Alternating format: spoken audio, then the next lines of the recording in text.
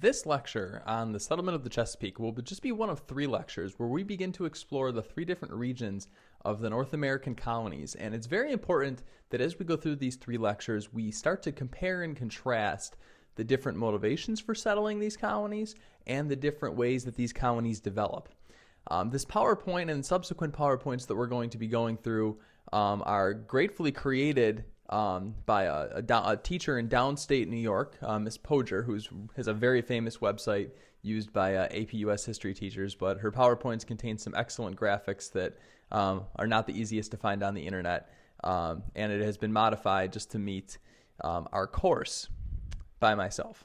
So let's delve into the Chesapeake then. So as we go through these 3 lectures, let's have a set of constant questions to look at. First of all, who settles it and for what reason? So obviously in this case we're looking at the Chesapeake, but we want to apply this question to New England and some of the other middle colonies that we'll explore later in the week. What's the economy of this colony like? What's the role of religion? What's the social structure like? What's the relationship between the people in that colony? What's the political system and structure like? And finally, how do Virginians and Maryland, people in the Chesapeake, interact with Native Americans? So with these questions in mind, let's begin understanding what brings the English to settle the New World. So we've talked already about the Spanish and the French and the Dutch, and certainly we know that England is actually pretty late to the game of colonizing the New World. Here's why. They're going to delve into it right around the late 16th century, early 17th century. So in 1588, it's going to be the first effort by the English to plant a colony in the New World. 1607, when they land at Jamestown, is going to be the first permanent settlement, and from that point, colonization will accelerate. But why now? What has prevented them from potentially doing it before, and why have the conditions changed? First of all, religion has taken a back seat. So the Protestant Reformation and the conflict between Catholic and Protestant that existed, all the tension with Henry VIII and the Pope, and the split from the Catholic Church to create the Anglican Church, all of that has been settled. So with the rise of Elizabeth I, who's a very strong monarch, one of Henry VIII's children, Protestantism becomes the dominant religion in England. Elizabeth I has subjugated Ireland, which is now considered an English colony, who for the longest time was seen as a threat because of their Catholicism and their potential alliance with Catholic Spain, which could have threatened threatened England. Second thing that is creating the conditions for colonization is what's known as the enclosure movement. Now, what the enclosure movement is, it's an attempt to take farms and consolidate them for instead of having more land available for planting, there's going to be more land available for grazing. So what this means is that farmers are potentially losing their land, and bigger planters are taking over this land. So as a result, you have widespread unemployment among farmers, which means these people are going to be, in the eyes of the elites in England, a drain on society, and something has to be done with them. Another factor, the primogeniture laws have limited the economic outlook for most men in England. Now, what primogeniture is it says that the inheritance of a father will go to the eldest son. So if you're in a family with 5 brothers and you're the youngest brother, don't hold out hoping that daddy's going to pass on the land to you. He's not. It's going to go to your older brother, which means that you're going to have to find your own way in this world. So a lot of younger men who know that they're not going to inherit land or money or wealth are going to be seeking some sort of economic fortune or opportunity, and they're going to find it in the New World. And of course, the black legend, another factor.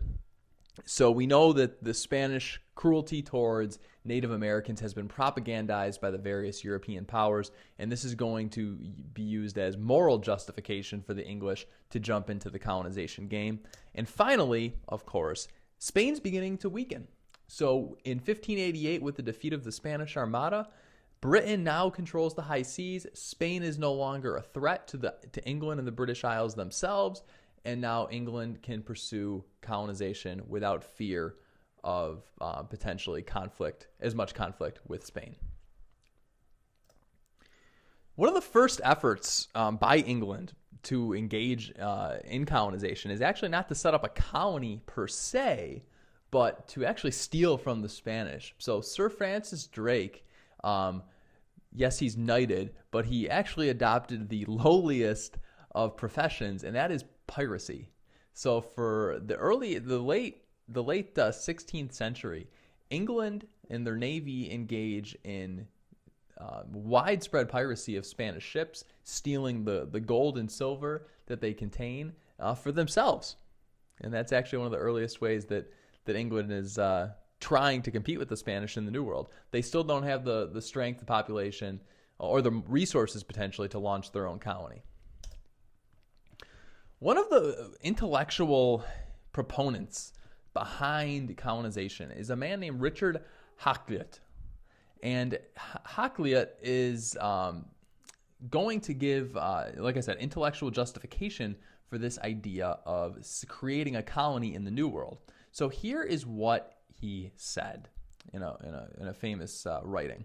He said that, look, the New World is the solution to England's social and economic problems. And you can see this quote from him. So many thousands of idle persons are within this realm, which having no way to be set on work, be either mutinous and seek alteration in the state, or at least very burdensome to the commonwealth, and often fall to pilfering and thieving and other lewdness, whereby all the prisons of the land are daily pestered and stuffed full of them, where either they pitifully pine away, or else at length are miserably hanged. Now, what he's referring to here is, of course, England's surplus population. England's unemployed population, based in part on the enclosure movement, but also, let's not forget, of the population boom that has resulted thanks to the introduction of New World foodstuffs into European society. So this population right now, at that moment in English history, is going to be a drain on society. They're going to fill the poorhouses, they're going to fill the prisons. Hakluyt's idea is, hey, let's send them to the New World, to put them to work in the New World, establish a colony to make money for the English nation and the English empire that he's looking to create. So it's going to be this idea that's going to lead to the creation of joint stock companies and subsequently colonies throughout the Atlantic coast, which will fall under English control. So throughout this period, going into the 17th century, you can see in this visual just the extent of where colonization is happening. And interestingly, we like to think of the British North American or the coastal colonies, England, New England, Virginia, Georgia, the Carolinas, etc., as being the place that actually gets the most people. It's not, though. A vast number of settlers are actually going to the West Indies, and that's the most lucrative because of the sugar trade, also going to be the place where slavery is used first. But nonetheless, almost 200,000 people leaving England, a massive exodus from that country to the New World. So in Virginia then, to give you a little foreshadowing here, the motivation is going to be predominantly economic, but we know that that's not the case in every single colony, and that's an important distinction to note. And I'm sure you remember reading in Alan Taylor's American Colonies the different motivations. But we know in that New England, the motivation is primarily going to be religious. So certainly at this time in Europe, your opportunity to own land, incredibly slim. We know that there's widespread persecution. We know that there's widespread lack of political freedom. So all of these factors are going to certainly contribute to people saying sayonara to Europe and settling the New World. In many ways, the motivations that result in the colonization of the New World are the same motivations that a lot of immigrants to this day, what drives them to come to America. So let's talk about the earliest settlements of this colony, of the Chesapeake area. So one of the first settlements is Roanoke Island, which is actually a small island off the coast of Virginia. And after setting the colony up, it was a voyage pioneered by Sir Walter Raleigh. The colony mysteriously disappears, and archaeologists to this day are puzzled by what has happened. There's no conclusive evidence as to what happened to the settlers there. Some speculate that they were massacred by Native Americans. Others speculate that they simply ran off with Native Americans. Others speculate that they simply died from exposure or lack of supplies, malnutrition, starvation, etc. One of the big problems with colonization is that it's incredibly expensive, and monarchs only have so much money to fund these expeditions. So after Roanoke fails, the English begin to second guess themselves about this venture. So what that's going to create a need for is people who are going to step up to fund the process of colonization. And in Virginia, we're going to see the creation of a joint stock company, which, funny name, but all it really is a corporation. People with money coming together, pooling their resources, and expecting a share in the profit if that money obviously reaps more money. And the first joint stock company that is going to be worth studying is the Virginia Company. And that is who is going to create the English settlement at Jamestown. Jamestown is named in honor of King James I, who gives the Virginia Company a charter to create the settlement in the New World. And by charter, what we mean, the king is pretty much looking at a map and saying, that little part of land, even though I've never seen it, yes, you now control it, and I declare or claim that land for the English monarchy. The Virginia Company, though, has no interest in long-term colony building. Because they're a corporation and because their motives are economic, it is a short-term investment. Investors think, based on tales of Spanish colonization, that they're going to be able to strike it rich very fast. They're going to find gold, and the investors are going to profit and then cut their losses and run. So that's going to be an important thing to note as we look at how the colony of Jamestown in Virginia evolves in its earliest years.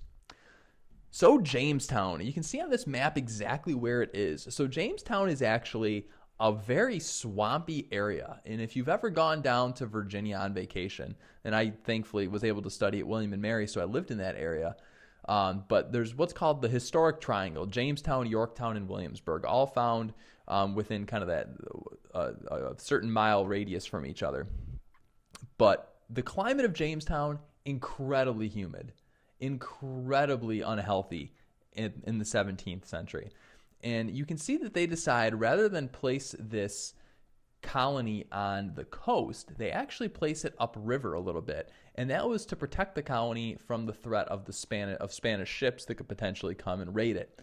The problem is that by moving into the river, you can see that they think that they are actually going to be putting themselves in a freshwater area, but you can see that on this map that they're actually going into an area where the freshwater and saltwater are transitioning.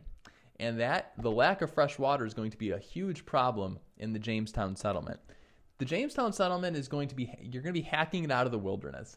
So this is not a place where many people live. Certainly there are Native American tribes there who have adapted to the environment and coexist in harmony with nature. But for the English, they're going to struggle to build a lasting civilization there where people can survive and economically speaking, profit. The early years of Jamestown are going to be so deadly that there's going to be an effort to advertise the colony to try to get people to come. Otherwise, the colony will fail, much like Roanoke failed. And you can see in this advertisement here, so New Britain offering the most excellent fruits by planting in Virginia. So it might be a rosy depiction because on the ground in Jamestown, things are not so good.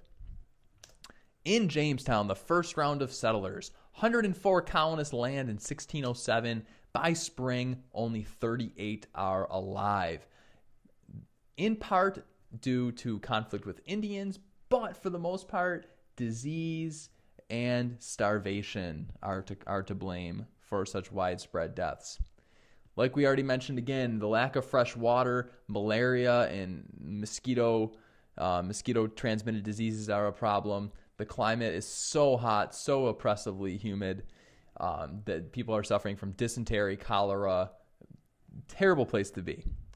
That initial voyage, the people that actually were contained on the three ships that brought these 104 colonists to Jamestown, they contained a large number of gentlemen. And by gentlemen, we mean a man who will not get his hands dirty. And English society at the time, is certainly very socially stratified. So you have different classes of people, and they truly believe that higher classes are better by birth than other classes of people. So the gentlemen who come from obviously upper tier classes refuse to do any physical labor. They're supposed to dedicate themselves to the intellectual pursuits of life.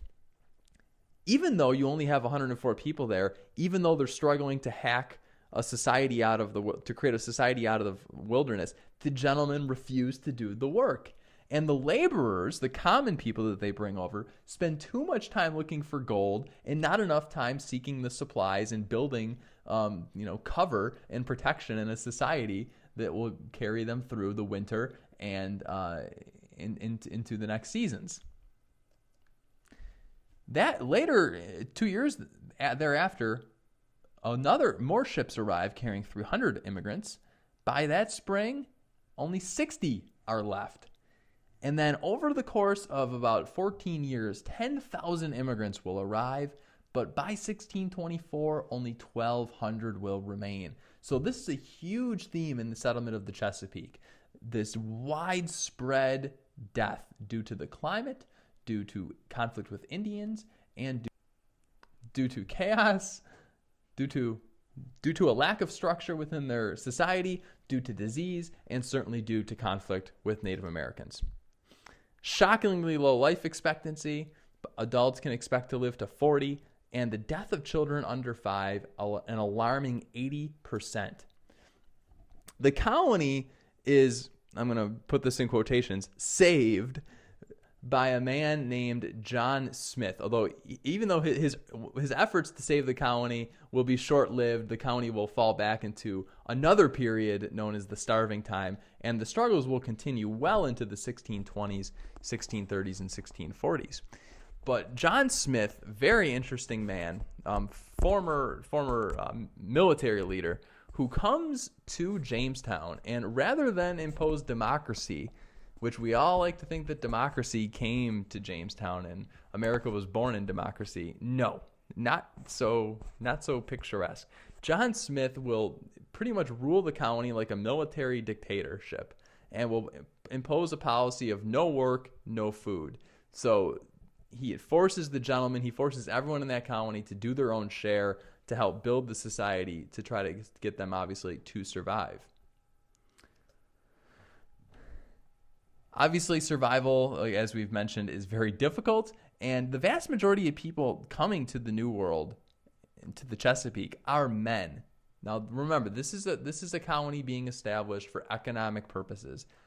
Women don't really have much of a function in this colony. They are not they're not seen as being worth much as laborers. However, the women that are there, and the relationship is about 1 woman to every 4 males, the women that are there actually enjoy more rights than they would in English society, because the high mortality rate in Virginia, well throughout the 17th century, is going to leave these women with property, and that is something that they do not have in England. So one of the major causes of death then among settlers in this area is, of course, attacks or conflict with Native Americans.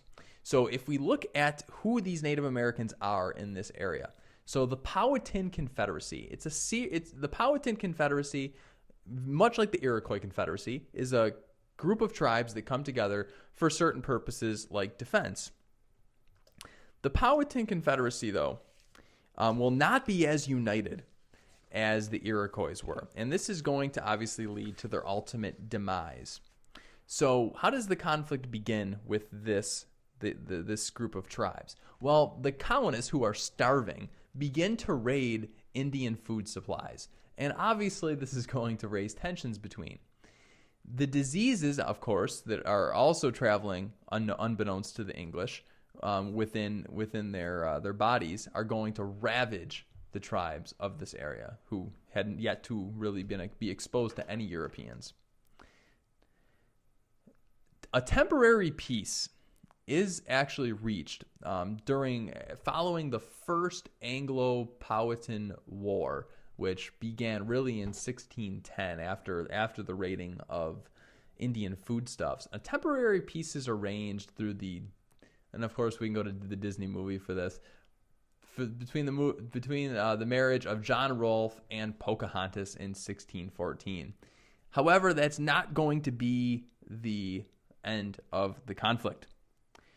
In 1622, the Powhatans decide to go on the offensive, sensing a growing English population and English land hunger. The Powhatans are going to strike preemptively at the English, and you'll see in this slide here exactly the perspective that the English make of the Powhatan attacks. But this is an incredibly devastating attack by the Powhatans. They managed to actually kill 1 out of every 3 English settlers. However, because of divisions within the Powhatan Confederacy, the English are able to turn the tide, and sadly, by 1685, the Powhatans are considered extinct in Virginia. So whatever elements of the tribes were left had migrated westward to join other tribes. So in the first lecture, we certainly talked about the French and the Dutch and the Spanish and their relationships with Native American tribes. Let's talk really briefly about the English and how they interacted in the Chesapeake. So whereas the Spanish and the Dutch and the French, certainly they had a lot more contact with Native Americans. And the Spanish, despite their brutality, certainly were interested in, to an extent, using Native Americans as laborers and living amongst them. The English have no ambition. The English are focused on displacement, in pushing Native Americans off their land and simply removing them from English society. On that point, one thing that the English do is they actually write into law what are known as miscegenation laws. Miscegenation refers to the mixing of the races. So if a miscegenation law would prohibit sexual relations or marriage between a white settler and a Native American, obviously it would carry a heavy punishment if that happened and if a child came out of that relationship. So this is, of course, an attempt to drive a wedge between the white population and the Native American population. Certainly, the English have different perceptions of land than the Powhatans do. Whereas the English are coming to Virginia with the concept of private property, Native Americans are viewing the land in a more communal sense. So because the English look at the Indian agricultural practices and say, well, they don't cultivate the land, they don't plow, they don't make an effort to improve it or build anything on it or plant any crops the way that they do. They feel as though they can justify taking that land because they will put it to use and subjugate nature for their economic purposes.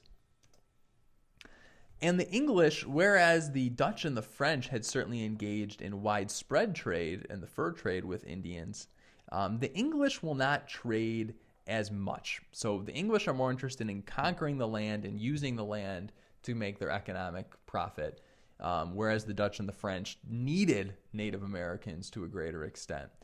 So whatever trade does go on between the English and Native Americans will pretty much be based on this idea of using trade to control and manipulate Native American tribes. So by making Native Americans dependent on manufactured goods and firearms, you can help to turn Native American tribes against each other. Now, part of the reason that conflict exists between the English settlers and the Powhatans is because of the land hunger. Now, what is causing that land hunger? Because certainly, there's not that many settlers in Virginia, right? By 1624, there's only 1,200 people. However, it is the introduction of the tobacco crop into Virginia that's going to be the game changer. So John Rolfe, who later married Pocahontas, is going to be the man who introduces a variation of this crop, and it's going to be a sweeter blend of tobacco than had existed prior, and that might have been implanted in other areas or other regions of the world. This the demand for the tobacco will skyrocket. This new sweet blend is very much in demand in Europe, and Virginia is going to use tobacco, and it's going to become their gold and silver, according to John Rolfe. So you can see, just based on these statistics here, the sheer amount of tobacco that is produced in this colony in a very short span of time. So we go from, in a span of about 11 years, from 20,000 pounds of tobacco to over 1.5 million pounds of tobacco. Now, tobacco is, of course, a very difficult crop to produce. However, what it does, though, is it makes Virginia an economically viable colony. So the Virginia company, which of course was wondering in the early years, will our investments be returned? Will we make any money, or is this going to be a total loss? The introduction of tobacco is going to make Virginia company investors wealthy. However, tobacco, very ruinous to the soil. Typically, because of the craze over tobacco and the effort by settlers to plant it as much as they can to gain money off of it, obviously, agricultural practices, what's good for nature is not going to matter. So tobacco will wear out the soil very quickly, and this means that settlers must expand to find new land. And Virginia becomes pretty much a one-crop economy. There is so much tobacco being planted that in some areas they actually have to import food. So think about that. That is such a ridiculous concept. They have to import food because they're planting so much tobacco. But accordingly then, fluctuations in tobacco prices are going to have a huge impact on the Virginia economy. And tobacco is a labor-intensive crop. It requires you to go out every day and check individual tobacco leaves for certain worms that might grow on it and destroy it. And it's going to require a cheap, abundant labor source if the production of it is going to be profitable. Where's Virginia going to find this labor source? And I'll give you this hint: it's not where you think it is. It's not going to be African slaves, at least right away. And we'll talk about that later. In this graph, you can certainly see the economic turbulence of the tobacco market. So you see this massive drop-off in what tobacco can actually reap on the open market. And certainly this is because of the sheer amount of tobacco that's being introduced. And you have such a surplus of tobacco that it brings prices down. So much planning going on. And certainly you can see that break-even price. In many years, tobacco farmers are suffering widespread losses. And interestingly, this is going to be an issue well into the American Revolution. And some scholars actually hypothesize that the fluctuations in the tobacco market and the Founding Fathers' concern over debt is one reason why they potentially wanted to cut ties with their creditors in England.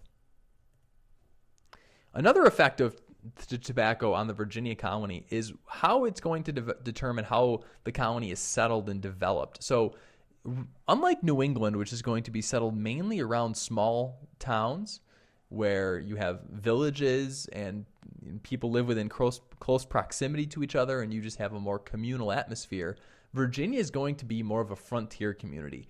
Settlements are spread out, large plantations because of the need for the land to grow tobacco.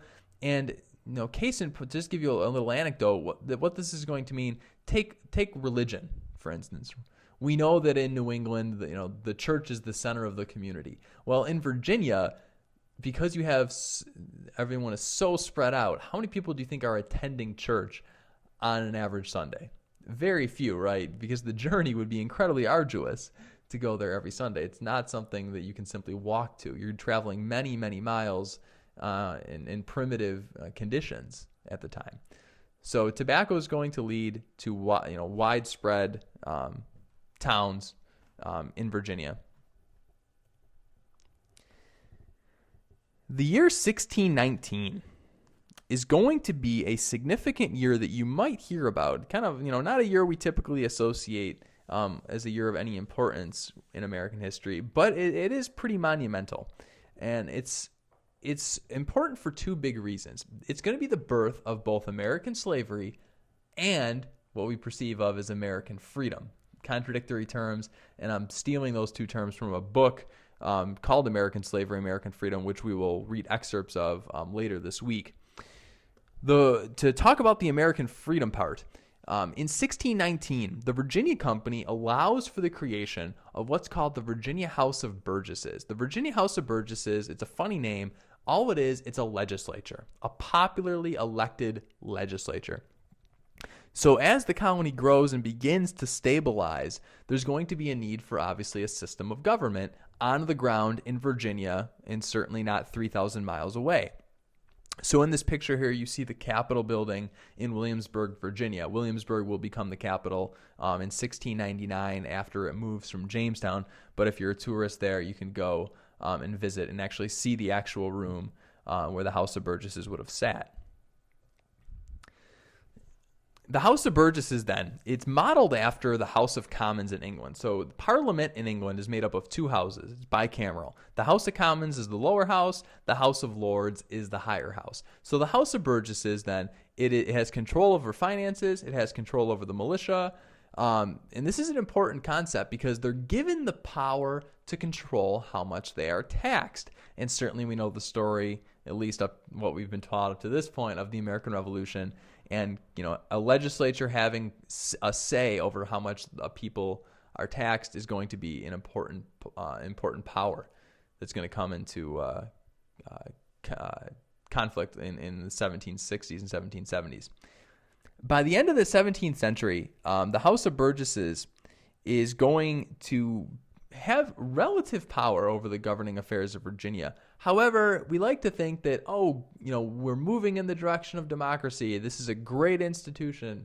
It shows that America was radically different from Europe in its infancy, in its birth. That's not true. All right, this institution is far from democratic. So the governor of the colony, who's appointed by the Virginia Company, and the company, it's the shareholders of the company retain veto power over any legislation that the House of Burgesses pass. Also, only landowners can vote in the House of Burgesses or for the members of the House of Burgesses. So if you're a landless person, like an indentured servant, for instance, you have no say. So this is not a widespread democratic institution. And there's a lot of oversight of it. So a council that's going to be later appointed by a royal governor is going to oversee the legislature. And it's going to pretty much be made up, of course, of the elite of Virginia society. So lots of checks on the power of this institution. A small change will be made to Virginia society in 1624.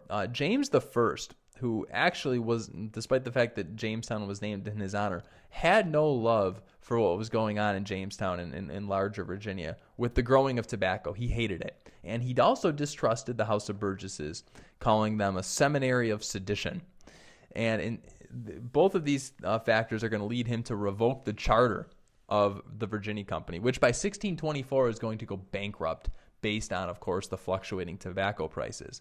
So in 1624 then, Virginia goes from being a colony controlled by shareholders looking for a quick profit to becoming a royal colony under the king's direct control. And what the king will do is that he will appoint a royal governor to oversee the colony, while the House of Burgesses, of course, remains an institution to help govern and make laws for that colony.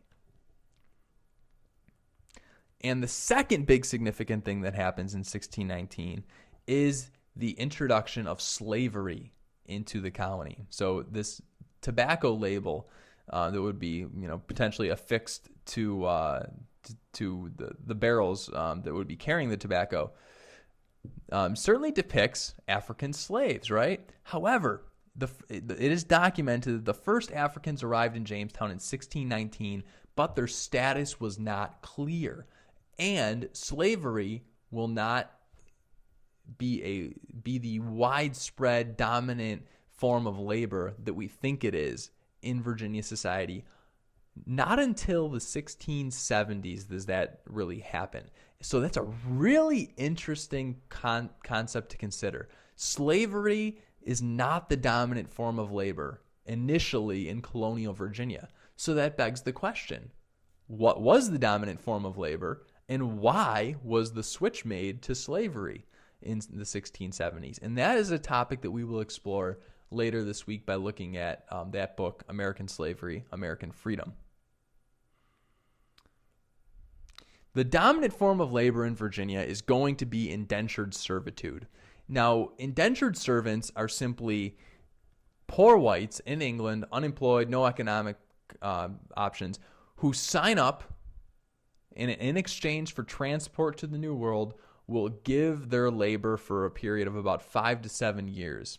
Now, in order to entice indentured servants to the New World, the headright system is created. Now, what the headright system says is each Virginian receives 50 acres for each person whose passage they paid. So if I'm a planter in Virginia, if I pay for a servant to come over and work on my plantation, I will receive 50 acres. For me, that's a great deal. I am able to accumulate more and more land for myself and enhance my economic and political power.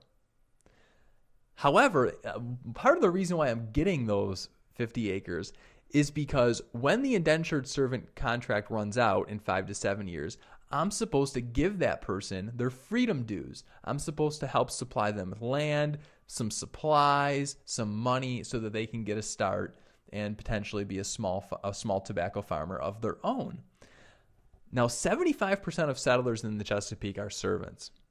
So think about that. 3 to 1 is the relationship between servants and plantation owners. So a very, very, very rigid social structure exists in this county. You have the haves and you have the have-nots. And this is going to lead to a conflict called Bacon's Rebellion, which we'll explore later this week. Life as a servant we'll explore in class by looking at some primary sources. But it is not rosy. Servants, much like slaves, can be bought and sold. They can be physically punished. They are not allowed to marry because that would potentially interfere with their labor. And conditions are so bad, and as we talked about the disease and the climate of Virginia, the Chesapeake, only 1 in 10 servants outlive their contracts between the 1610 to 1614 time span. And even in later years, I believe it's 5 out of 6 servants do not live to see their freedom dues. So, what are they really signing up for? There's going to be building frustration within this servant class, and that's going to be an important factor in bringing about Bacon's Rebellion. And in the 1670s and 1690s, you can see in that little frame there that there's a rather significant expansion of the black population. And on Friday, So as we wrap up this lecture, let's quickly turn to look to Maryland. And Maryland, not any disrespect intended towards Maryland here, Maryland is certainly overshadowed by its sister county of Virginia. Virginia has a higher population, and it has a lot more wealth than Maryland does. So Maryland is worth studying, but in the context of this AP curriculum, Virginia gets a lion's share of the attention. So what can we learn about Maryland? So Maryland is created when George Calvert, also known as Lord Baltimore, so a member of the nobility, has ties to the royal family, he receives a charter from the king to create what's called a proprietary colony in what will be Maryland. So what is a proprietary colony? Because we're going to see this also when we talk about the Carolinas. A proprietary colony is created when the king gives to a individual or a group of individuals a massive tract of land. It's very similar to feudalism, where a small group of people own massive amounts of land, and those people who settle the land then should bear allegiance to that owner. So this is different, obviously, than a royal colony, which is actually governed directly by the king, not any one individual or a group of individuals. Now, Maryland, in its infancy, has a little easier time getting started than Jamestown in the Virginia colony. It's a little healthier, a little further to the north. Tobacco is also going to be the main crop, and tobacco had already been introduced, so there's not the struggle to find something that will make Maryland economically viable. And probably the most significant thing you need to know about Maryland is that it's a haven for Catholics. So a lot of people who come to Maryland will be seeking religious freedom. England is not a country that is friendly to Catholics. And you could see the extent of settlement in this map of Maryland. Certainly, a lot of the settlement occurs along the coast. Certainly, it It follows the rivers and the little inlets that are carved by the Chesapeake Bay inland. And like we said, tobacco is the dominant crop. And so people want to be close to the waterway. That's where the fertile soil is, and that provides for easy transport of their tobacco crop to market. And then on this point about Catholicism, so certainly Maryland endures some of the similar issues as Virginia does. Maryland needs a source of labor. People want land. They want to farm tobacco. But what ends up happening is there's only so many Catholics that can come to Maryland, right? Catholics are a minority in England. So Catholics might settle in Maryland. They're given preferential treatment under the law. However, because they need farmers, they need laborers, they're going to have to import Protestants. And that's going to mean problems, because the more Protestants we import, Catholics find themselves being a growing minority in Maryland, just like they were in England. Now, what is this going to mean for their religious freedom that they thought they had in this county? Well, Lord Baltimore had permitted a high degree of the freedom of worship in order to try to prevent this conflict. But they're still fearful that if Protestants seize control of the legislature and seize control of power, they will impose, persecution upon the Catholics. So in this context, the Maryland Act of Toleration is passed, and the Catholics throw their support behind this law, and it guarantees toleration to all Christians. So this is an attempt to certainly diffuse political conflict between the Catholics and the Protestants. However, what it does is it says that the punishment shall be death to those who deny the divinity of Jesus. So if you're a Muslim, a Jew, an atheist, you can be put to death for not believing in Jesus Christ. So this is so ironic, right? It's the Maryland Act of Toleration, but it doesn't really promote religious freedom. It certainly promotes coexistence between Christians, but it does not promote a more large-scale promotion of religious freedom. So in one way, it's less tolerant than before the law was passed, because prior to this law, there was nothing referencing Jews or atheists or Muslims. So if you were a Jewish person in Maryland, there was no penalty of death. With this law, they have now imposed it. So in many ways, it becomes a less tolerant place. Quite the irony.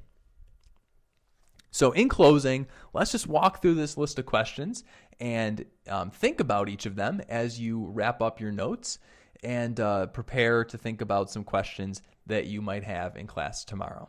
So with that, I'll leave this list with you, and we'll see you tomorrow, and we'll look at some primary sources to delve deeper into some of these topics related to the settlement of the Chesapeake.